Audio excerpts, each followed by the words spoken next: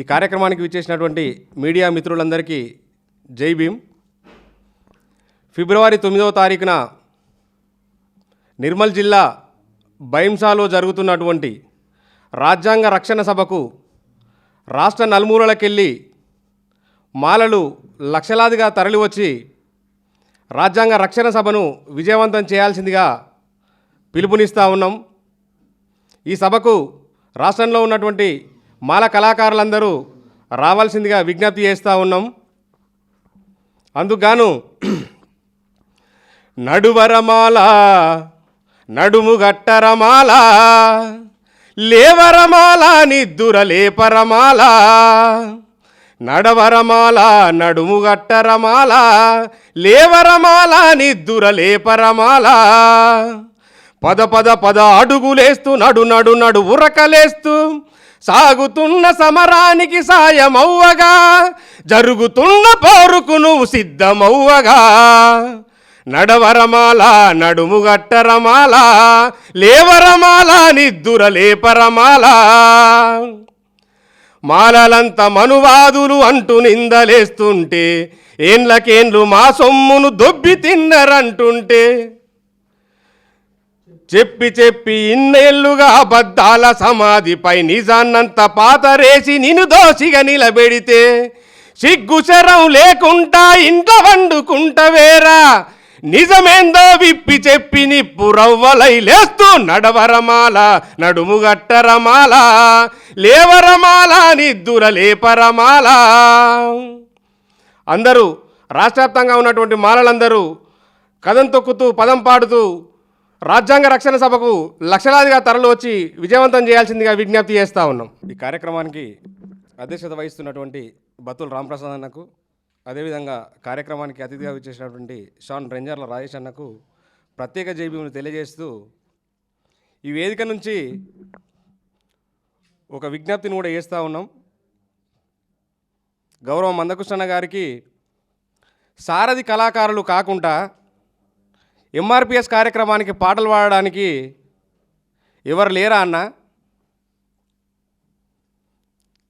పుట్టకూటి కోసం ఉద్యోగం చేసుకునే కళాకారులు పుట్టగొట్టడం ఎంతవరకు కరెక్ట్ అన్న? ఈ కార్యక్రమానికి పాటలు పాడడానికి బయటి గొంతులే లేవా? కేవలం సారథి కళాకారులు మాత్రమే ఉన్నారా?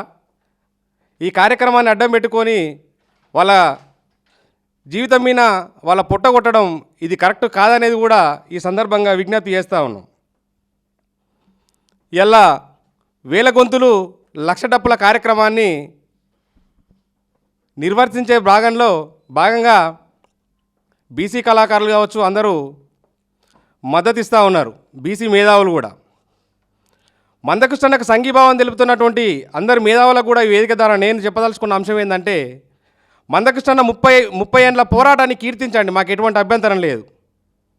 ఉద్యమ గమనాన్ని చెప్పండి, మాకు ఎటువంటి అభ్యంతరం లేదు. కానీ ఒక కులం వెనకబాటుతనానికి ఒక కులం కారణమని చెబుతూ మాల కులాన్ని సామాజిక వెలివేత గురి చేస్తాం, సామాజిక స్మగ్లర్లని, దోపిడీదారులు అని మీ దగ్గర ఎటువంటి ఆధారాలు లేకుండా మాట్లాడితే ఊరుకునేది లేదు, సహించేది లేదని ఈ సందర్భంగా హెచ్చరిస్తూ ఉన్నాం.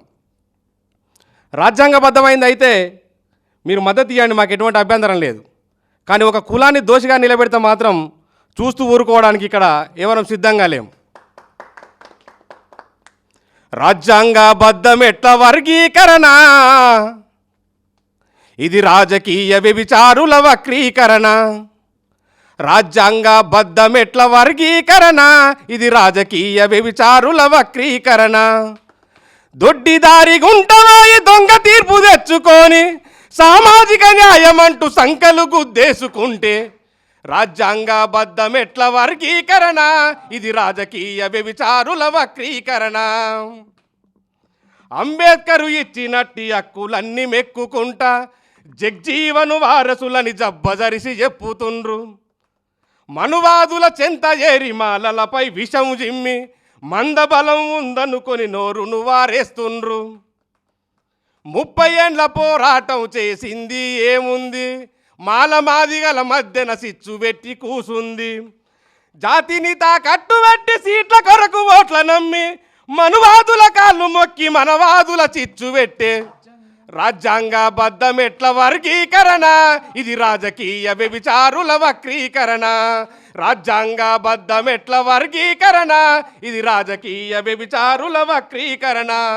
దొడ్డిదారి గుంటవాయి దొంగ తీర్పు తెచ్చుకొని సామాజిక న్యాయం అంటూ సంకలు గుద్దేసుకుంటే రాజ్యాంగబద్ధమెట్ల వర్గీకరణ, ఇది రాజకీయ వ్యభిచారుల వక్రీకరణ. Thank you.